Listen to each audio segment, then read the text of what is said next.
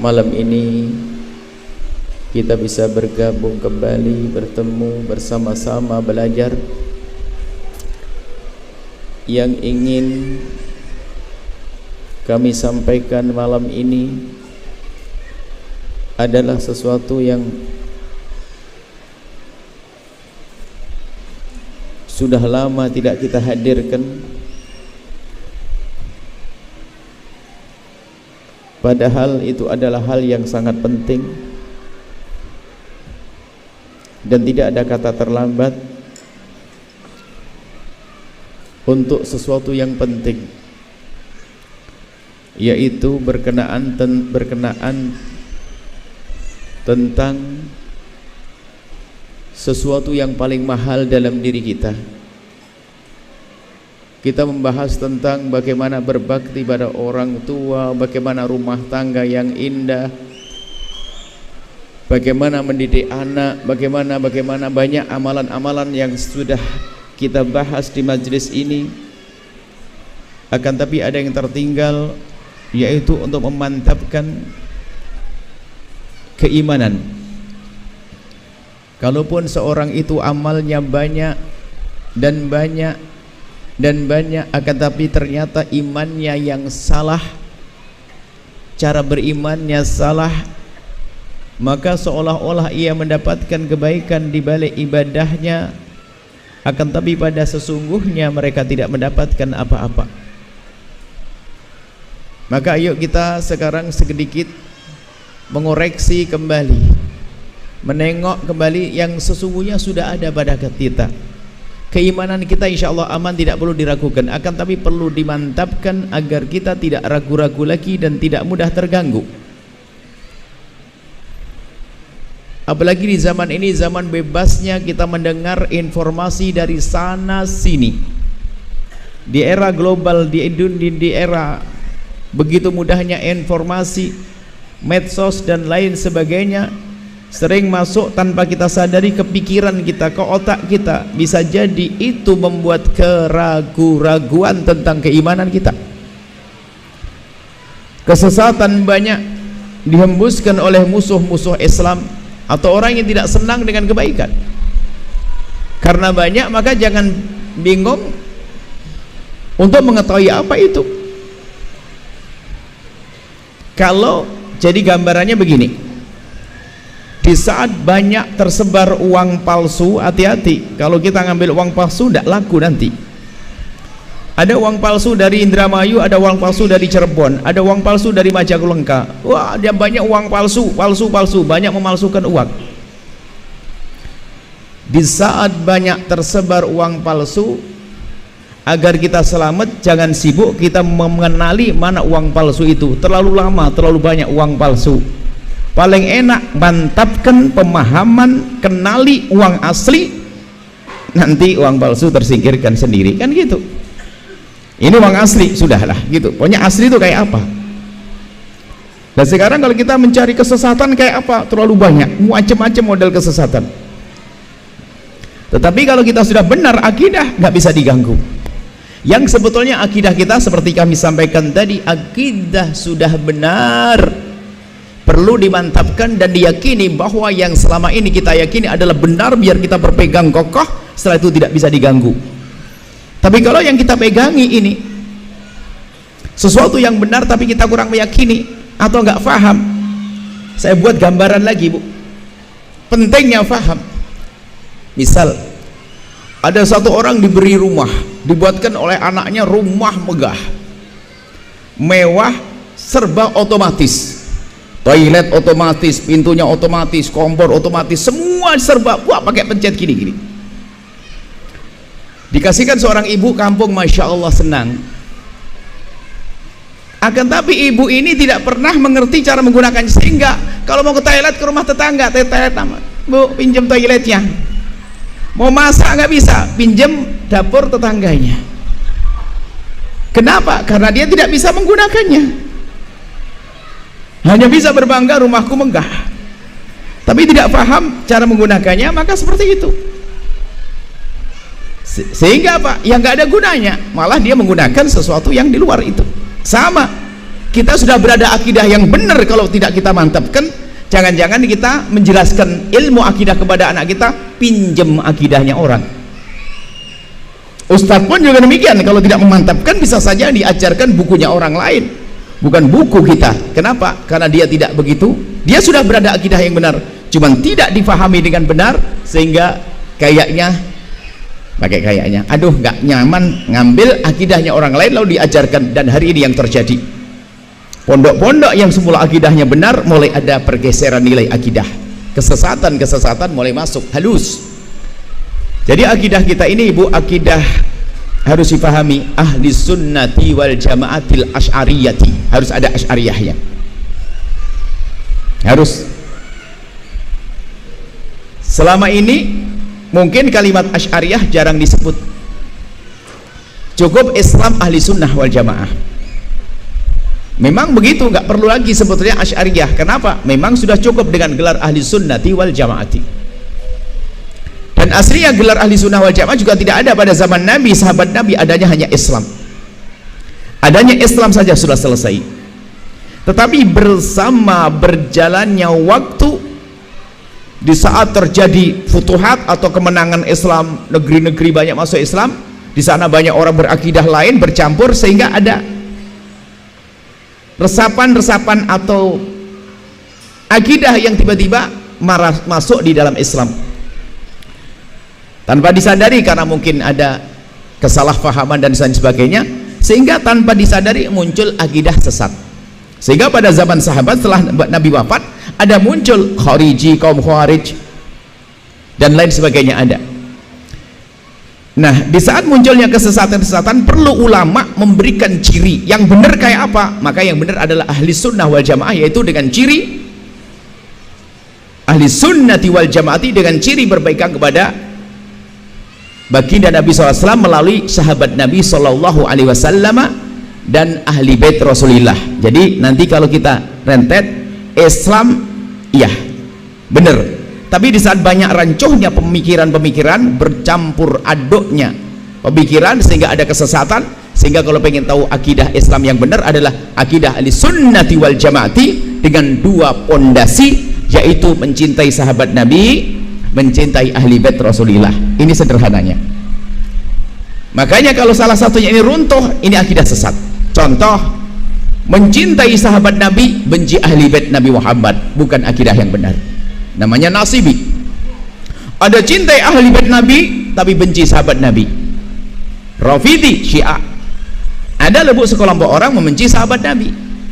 Makanya ini dari sini sudah punya rambu-rambu. Anda harus yakin, berpegang bahwasanya akidah Anda ini benar. Kenapa? Cirinya adalah Anda cinta sahabat Nabi, Anda cinta ahli bait Rasulullah. Ahli bait di sini dimulai daripada baginda Nabi, Imam Ali, Sayyidat Fatimah, Sayyidina Hasan, Husain dan keturunannya, ahli bait.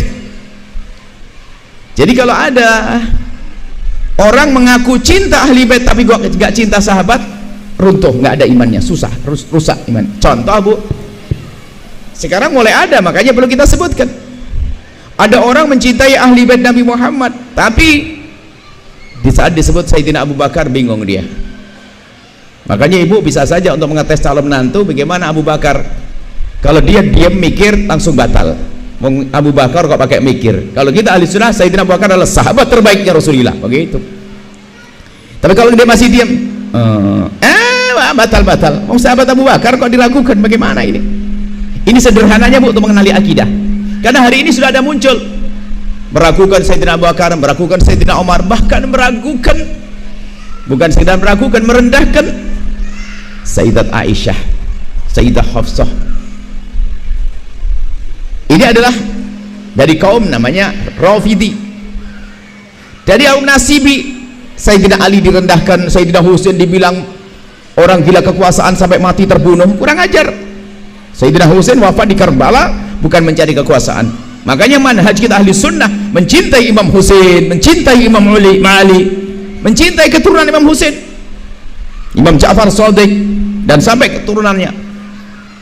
Kita mencintai ahli bait Nabi Muhammad, mencintai sahabat Nabi, harus paham ini. Sampai di sini kita punya rambu-rambu.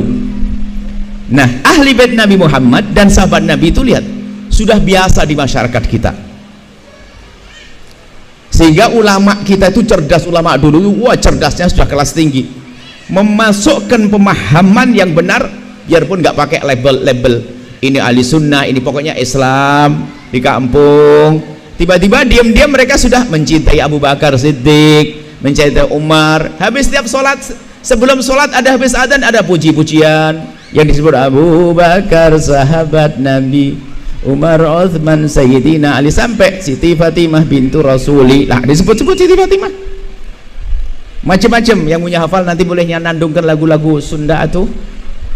Kalau Cirebon, kalau Indramayu kan Jawa. Jawa sedikit Sunda, aroma Sunda. Tidak apa-apa banyak. Kalau kita perhatikan di kampung-kampung dulu sudah biasa menyebut Sayyidina Hasan, Sayyidina Husin, Siti Fatimah, kan begitu. Itu adalah mencintai ahli bait Nabi. Sayyidina Abu Bakar sudah umum. Makanya sebetulnya umat Indonesia itu nggak ada masalah, aman, ahli sunnati wal jamaati, mencintai sahabat Nabi, ahli bait, selesai sampai di sini sebetulnya. Sehingga nggak ada istilah gelar Asy'ariyah. Asy'ari itu nggak perlu aslinya. Cuma di akhir-akhir ini, ibu, ada orang ngaku ahli sunnati wal jamaati tapi dia mencaci akidah ahli sunnah wal jamaah yang selama ini diyakini oleh masyarakat Indonesia. Makanya namanya ahli sunnah wal jamaah palsu. Saya harus katakan palsu. Kenapa? Kalau memang ahli sunnah, kenapa kok membenci orang yang ada dengan keyakinan-keyakinan kita ini? Ciri akidah ini, bu, akidah ahli sunnah palsu adalah di Indonesia ngaku ahli sunnah, bicara pesantrennya pun ahli sunnah. Wah, ahli sunnah. Dia membenci akidah Asy'ariyah, dan akidah Asy'ariyah itu akidah kita, ibu. Makanya harus paham satu aja ini, sedikit demi sedikit, supaya anda punya rambu-rambu. Sebab anda akan menyekolahkan anak anda di sekolah Islami, SD Islami, SMP Islami, SMA Islami. Pilih dulu yang benar. Nah, ahli sunnah wa jamaah Asy'ariyah, kita ikut Imam Abul Hasan Asy'ari. Imam Abul Hasan Asy'ari itu bukan Syekh Hasyim Asy'ari. Syekh Hasyim Asy'ari orang besar. Syekh Hasyim Asy'ari orang besar tapi orang mutaakhir-akhir di abad yang lalu. Tapi Imam Abul Hasan Asy'ari dulu, di saat banyak kesesatan akidah, beliau membersihkan benalu-benalu akidah, muncul satu pemahaman, pemikiran akidah yang dicetuskan oleh beliau dan diikuti oleh murid-murid beliau. Beliau adalah namanya Imam Abu Hasan Al-Asy'ari, pengikutnya namanya Asy'ari, akidahnya namanya Asy'ariyah. Berarti ibu bapak harus berani ngomong Asy'ari. Dulu tidak pernah ngerti mungkin waktu itu. Yang penting saya benar lah. Cirinya kalau anda Asy'ari apa? Ayo, nah ini saja. Anda tidak usah mencari diri anda Asy'ari, anda sudah Asy'ari kok. Bisa dites langsung hari ini. Allah wujud. Nah, kan sudah. Mukhalafatu hawa qiyamuhu wahdaniyah kudrah iradah ilmu hayah sama basar kalam tiran muridan haliman hayan sami'an basiran mutakalliman. Loh, selama ini ibu tidak pernah ngerti Asy'ari, tapi ya itu ciri. Sudah benar akidah anda. Sehingga kebalikannya, lah kok memusuhi Asy'ari? Coba ada di medsos dan sebagainya mengatakan akidah Asy'ariyah sesat, menyesat. Anda ini siapa berani di negeri ini, Indonesia yang dari ujung, dari Sabang sampai Merauke, di penjuru negeri ini semuanya Asy'ariyah, dari masa ke masa, pondok-pondok Asy'ari. Lah kok ada orang mengatakan Asy'ari sesat? Ini kan kacau. Berarti anda sesat. Cuman kadang anda tidak ngerti, cuman karena dia pakai label apa? Ahli sunnah wal jamaah, menyesatkan Asy'ariyah. Sengaja kami sebutkan begini, anda harus tahu. Maka nanti sederhana, kalau bagian masukkan TK Islami, tes aja ada ndak sifat 20. Kalau nggak ada, batal bu, tarik aja. Kenapa? Ini hakikat kebenaran. Kebenaran nggak boleh setengah-setengah. Bener nggak? Kayaknya nggak ada begitu. Saya harus ikut Asy'ari, saya yakini. Jadi harus pede saya mengatakan saya ikut akidah Imam Asy'ari, selesai. Apakah apakah yang lain salah? Saya tidak ngomong begitu kok, yang lain bisa saja benar, tapi akidah Asy'ari paling benar, selesai. Yang jadi masalah adalah orang menyesatkan pemikiran Asy'ariyah. Selesai ya? Jadi kita ahli sunnah wal jamaah Asy'ariyah dengan ciri sifat 20, nanti ditambahkan namanya akidah 50 Bu, Pak. Akidah khamsun. Akidah 50 itu dasar-dasar pemikiran pemahaman akidah yang dengan cerdas para ulama mengajarkan kepada kita sifat wajib 20, sifat mustahil 20, sifat jaiz 1, 41 kan gitu. Kemudian sifat wajib bagi Nabi 4, sifat mustahil bagi Nabi 4, ditambah jaiz kan begitu 9, ditambah 41 menjadi 50, maka namanya akidah 50. Itu diajarkan di kampung-kampung dulu, sekarang tidak ada, banyak yang hilang. Anak-anak kecil sudah masih hafal Aqidatul Awam loh ya. Mana sekarang anak hafal Aqidatul Awam? Kita pengen kembali sekarang Bu belajar, dan kebetulan karena masalah akidah sudah kita bikin catatan. Kami berharap ustadz-ustadz di kampung sudah kembali untuk memahamkan kepada umat sesuatu yang sudah mereka miliki agar mereka semakin yakin. Kita bikin catatan namanya akidah 50. Alhamdulillah ini pakai bahasa Indonesia, fusha fasih bahasa Indonesia, insya Allah bisa dibaca oleh siapa saja.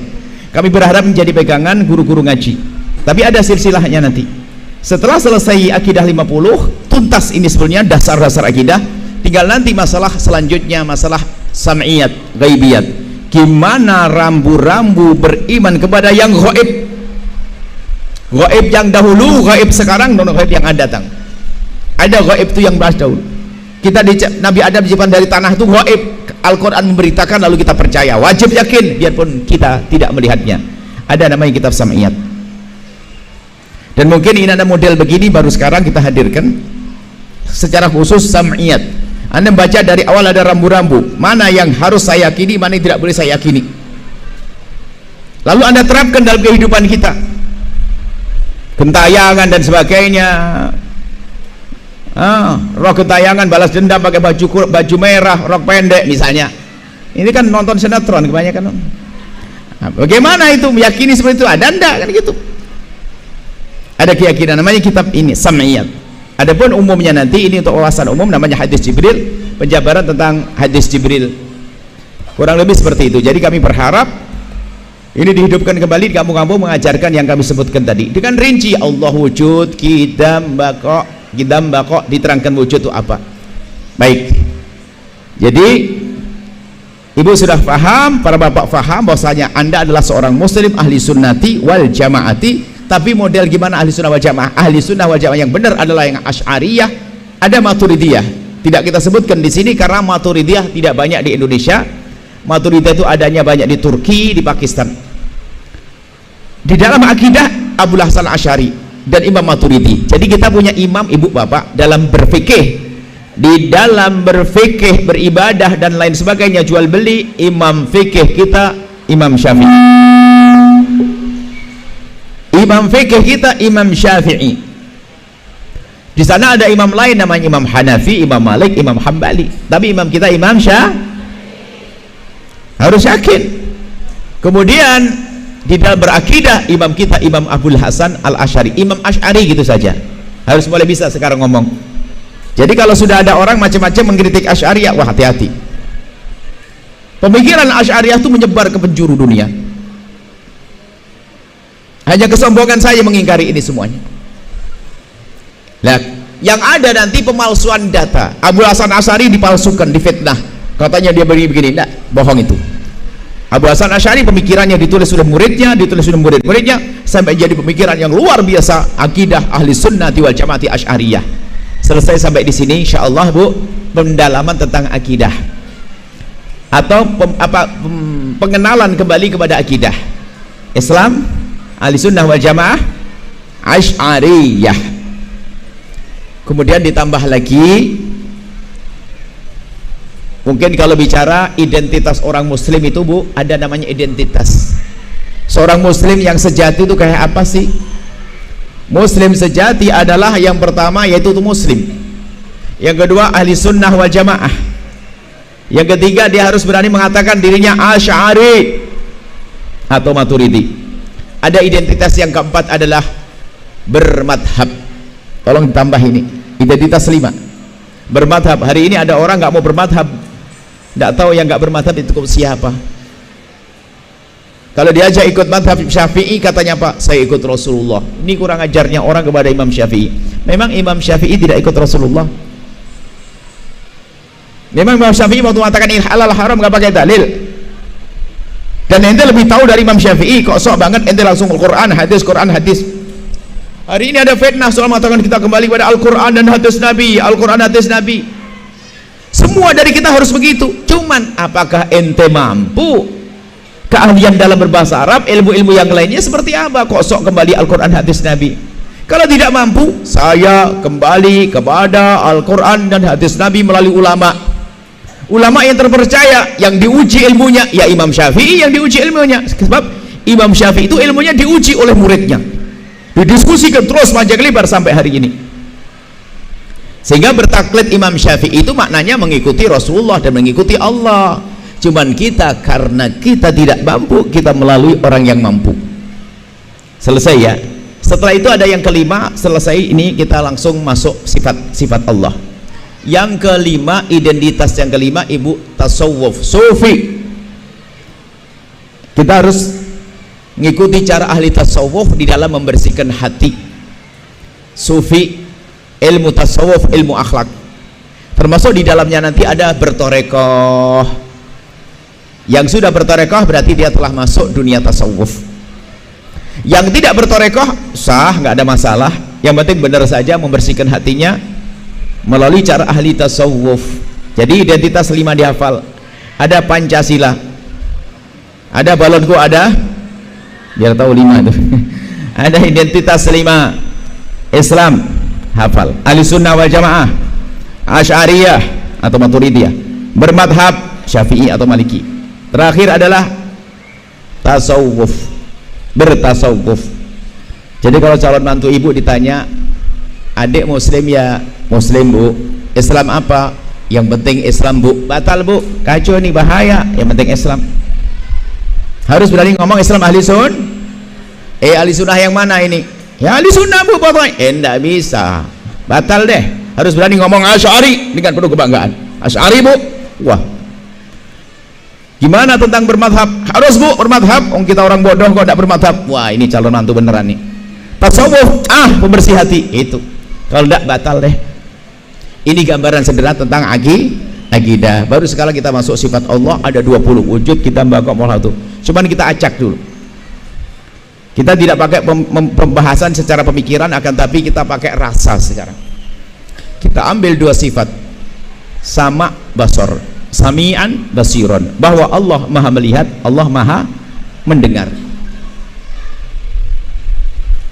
Memahami sifat Allah maha mendengar, sami'an basira, itu kadang hanya di seputar pemahaman otak kita. Seperti seorang di kelas ditanya, gimana hukum berbakti pada orang tua? Dia mengatakan wajib. Kalau ada yang memukul atau ngomong kasar pada orang tua, gimana namanya? Durhaka. Hukumnya gimana? Masuk neraka. Waktu menjawab soal di kelas bisa dengan otaknya, sampai di rumah ngomong kasar sama ibunya. Ada atau tidak?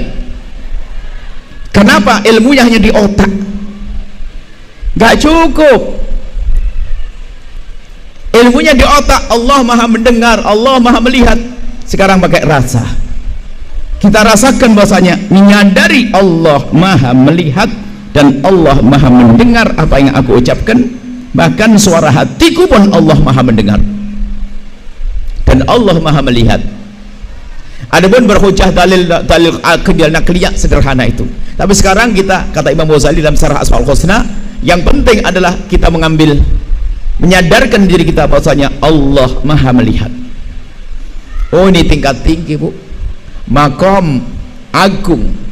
Setelah berislam dan iman, beriman setelah seorang muslim, kemudian beriman, orang beriman muslim, maka akan masuk tingkat tinggi. Kalau dia masuk makom, merasa dilihat oleh Allah, merasa dia didengar oleh Allah.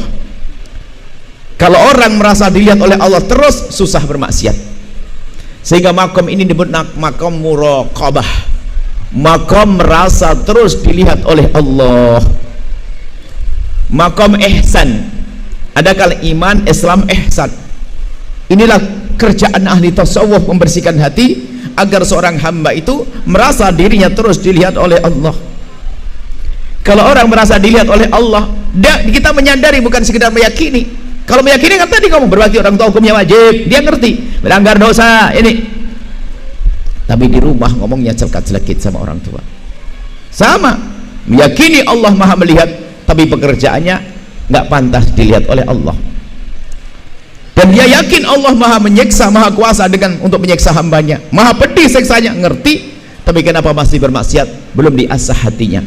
Kalau Imam Ali menggambarkan la yatajawazu an hanajiri, ilmunya sampai di sini tenggorokan, nggak melewati tenggorokan, sampai di hati. Makanya kita perlu sekarang, ayo melatih diri kita, harus punya waktu kita dengan Allah. Tidak cukup kita dengan kecerdasan ilmu kita.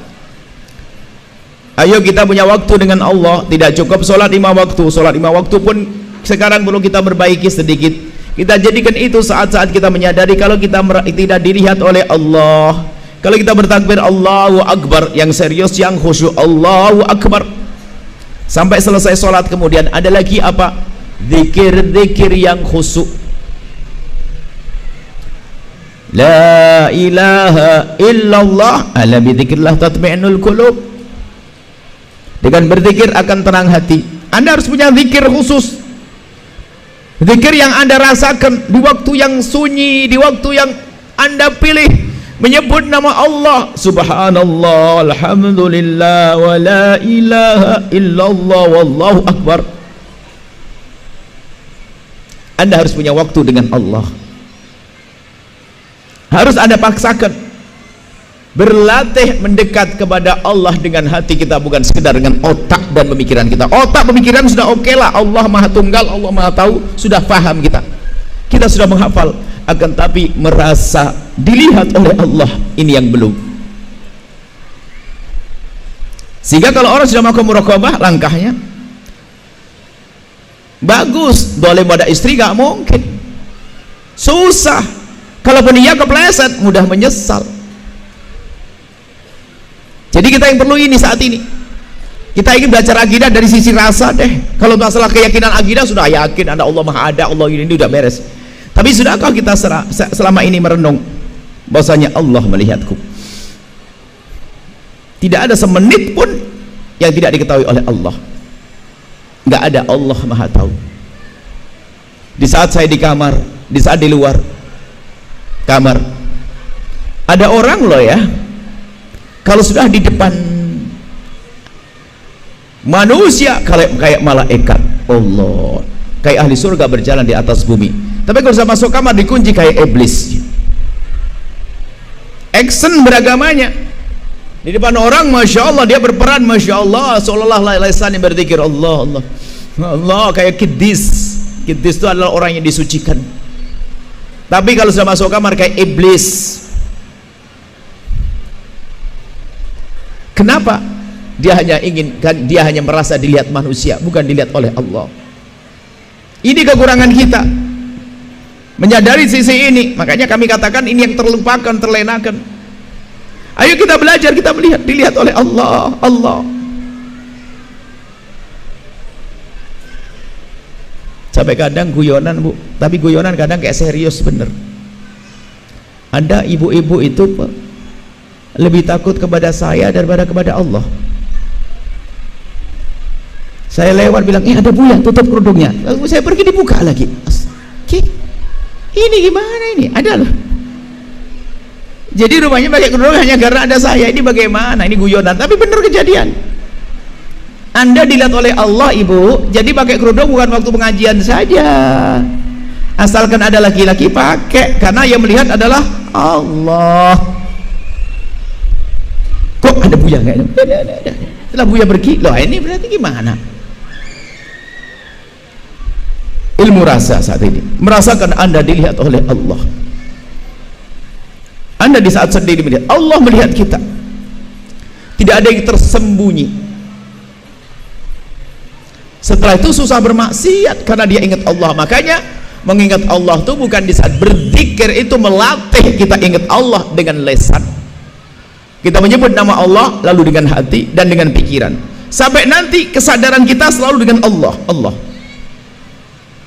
Mau jual beli langsung nggak enak, oh ini kayaknya haram, langsung tanya boleh nggak ya Ustadz, haram, dia mundur. Begitu mudahnya dia menghindari dari yang haram. Kemudian yang halal kan semakin melihat yang haram itu haram. Urusan syahwat sama.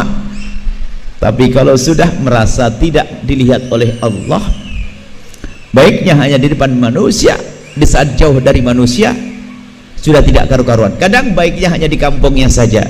Bahkan karena kampungnya kampung Islami, dia mengatakan, kalau berbuat maksiat jangan di sini, di luar aja sana, jangan di sini. Oh, di luar. Jangan gitu, ini di masjid, terus di luar masjid. Ya boleh sama. Kalau kita merasa dilihat oleh Allah. Jadi ayo kita melatih ya, keimanan sudah jelas. Kita ibu melatih kepada Allah dengan berzikir. Zikir itu ada kekuatan asalkan Anda khusyuk, Anda rutin, banyak faedah, akan dijaga oleh Allah, dilindungi oleh Allah. Dan nanti ada dibagi-bagi buku zikir. Itu zikir singkat, cuman 5 menit Bu. Kalau para santri membacanya setiap habis sholat tahajud, sehingga kami pun tidak memastikan harus setelah sholat tahajud. Kenapa? Iya kalau tahajudan, kalau tidak kan bubar nanti baca zikirnya. Sambil Anda belajar, paling tidak itu untuk membantu panduan mengadu kepada Allah di saat tahajudan. Kalau Anda tidak membaca di waktu tahajud, bisa habis maghrib, bisa kapan saja. Cuman kami perlu jelaskan sedikit tentang zikir yang kami hadirkan itu. Kenapa dipilih kok zikir itu? Yang pertama itu Bu, pengalaman pribadi. Kita sering lupa kepada orang tua, sering lupa kepada guru. Makanya dihadirkan yang pertama kita baca Fatihah, yang pertama itu untuk baginda Nabi, para sahabat dan ahli bait Nabi Muhammad, penguatan akidah kita tadi. Yang pertama, agar akidah kita benar. Al-Fatihah Habibur Rasulullah Muhammad al-Ashabi wa dzurriyyati, itu semuanya. Kemudian yang kedua adalah agar kita ingat kepada guru yang telah mendahului kita, orang tua, saudara yang telah mendahului kita, kita hadirkan dalam bacaan Fatihah yang kedua. Kemudian yang ketiga adalah ini, kita baca Fatihah untuk orang tua yang masih hidup, saudara, suami, istri, anak, hadirkan di situ. Sehingga kalau orang baca zikir ini pasti ingat nanti pada keluarganya. Kalau sudah baca zikir lupa. Kita ingin mengingat itu dengan panjatan doa, dengan membaca surah Al-Fatihah, membaca surah Al-Fatihah. Kemudian setelah itu membaca istighfar. Kalau baginda istighfar yang khusyuk Bu, istighfar yang penuh dengan kesadaran akan kesalahan kita. Baginda Nabi itu tidak pernah salah dan tidak pernah berdosa, tapi kalau beristighfar seperti orang kebanyakan dosa, dengan khusyuk dan kadang dibaringkan dengan tetesan air mata. Padahal beliau tidak pernah punya dosa. Kita ini banyak dosa, istighfarnya kayak orang nggak punya. Sehingga betul kata Rabi Adawiyah, ini istighfarnya orang zaman sekarang ini kayak istighfar yang perlu diistighfari. Astagfirullah, sambil nonton astagfirullahaladzim, melihat aurat. Gimana istighfarnya ini? Istighfar yang perlu diistighfari. Jadi istighfar nanti kalau baginda tidak kurang dari 70 kali Nabi beristighfar, dan dengan penuh kekhusyuan, padahal beliau tidak punya dosa. Setelah istighfar 70 kali, kita baca istighfar untuk orang tua kita, astaghfirullahaladzim li wali walidayya wal muslimina jami'an. Selesai. Setelah itu baca sholawat Ibrahimiyah. Paling bagusnya sholawat adalah sholawat Ibrahimiyah. Sholawat Ibrahimiyah adalah sholawat yang biasa kita baca di saat kita tasyahud akhir. Allahumma sholli ala sayyidina Muhammad wa ala sayyidina Muhammad kama shallaita ala sayyidina Ibrahim, sampai akhir. Kemudian di situ kita tambahkan namanya sholawat Fatih. Fatih itu artinya membuka kebaikan. Kita sebut Al-Fatih. Sengaja kami hadirkan, kita menyusun sholawat itu adalah tentu dengan maksud kita sarai sedikit salat. Allahumma sholli wa sallim, ya Allah limpahkanlah salawat dan salam ala sayyidina Muhammadin, kepada baginda Nabi Muhammad. Kemudian kita ngambil 2 gelar Nabi yaitu al-basyiri wan nadhiri. Al-basyir adalah memberi kabar gembira. Harapannya apa? Semoga tidak ada kabar gembira dari Nabi kecuali kita mengambil dan mendapatkannya. An-nadhir yang memperingatkan. Harapannya apa? Tidak ada peringatan dari Nabi kecuali kita menghindar. Kemudian setelah itu apa? Itu seperti, karena basyir nadhir itu ciri seorang juru dakwah. Juru dakwah itu harus basyir wa nadhir Nabi Muhammad. Maka harapannya kita pun nanti menjadi juru dakwah yang memberikan kabar gembira dan mengingatkan orang. Sehingga kita ambil dua ciri, karena waktu itu kita ingin mulai dalam perjuangan dan dakwah. Al-basyir, nama Nabi banyak, kita sengaja pilih al-basyir wa nadhir. Alladzi tanfatihu bihi abwabul khairi. Alladzi tanfatihu bihi, yang terbuka dengan baginda Nabi abwabul khairi, segala pintu kebaikan. Dan memang tidak ada pintu kebaikan kecuali Nabi telah membukanya.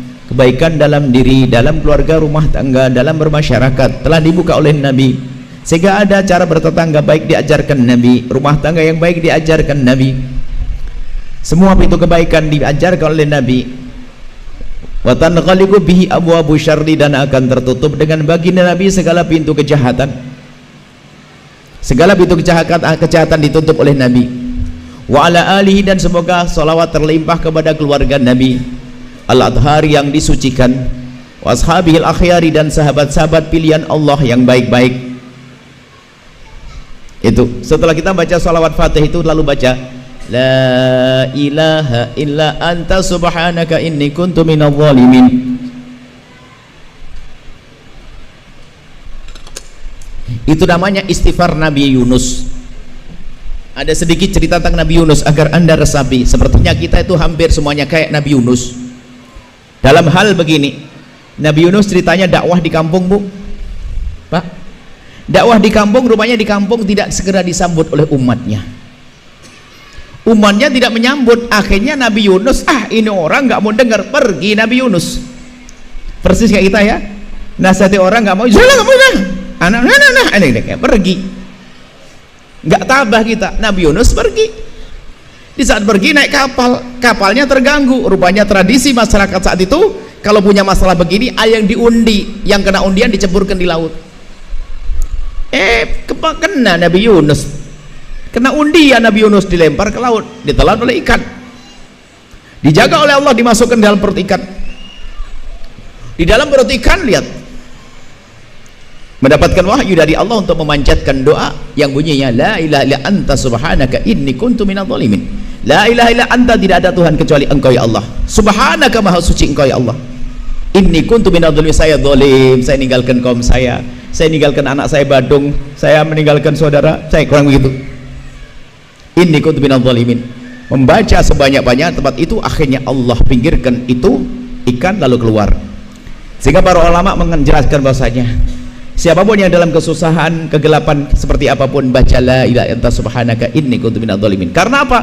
Nabi Yunus saat itu berada di dalam gelapnya malam, dalam perutnya ikan, di dalam lautan.